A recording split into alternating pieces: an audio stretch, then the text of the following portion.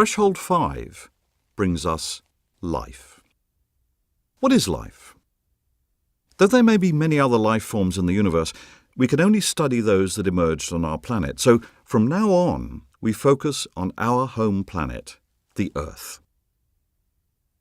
All living things on Earth share important qualities. First, they take in energy from outside to maintain themselves.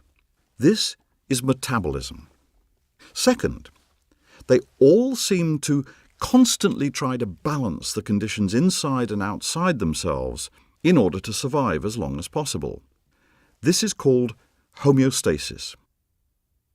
Third, they can make copies of themselves through reproduction because they all contain huge molecules of DNA or RNA that record how they were made. And fourth, over time, the information in those molecules can change so that later generations may be slightly different, and in this way, living things slowly diversify. Let's consider the ingredients and the Goldilocks conditions needed for life to form. The ingredients are a great variety of complex chemical compounds, including DNA and RNA. 2 Goldilocks conditions provide ideal environments for these chemical compounds to combine in many different ways.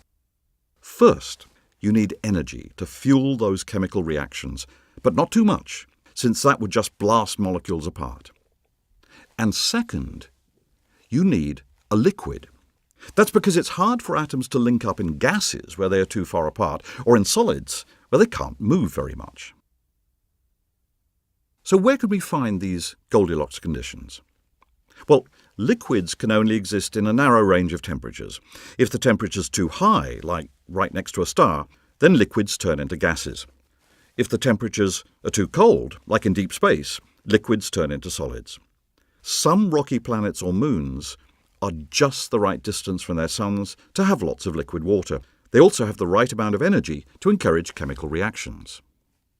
Here, on our Earth, 4 billion years ago, you would have found almost perfect conditions for some of the most complex chemistry you can imagine.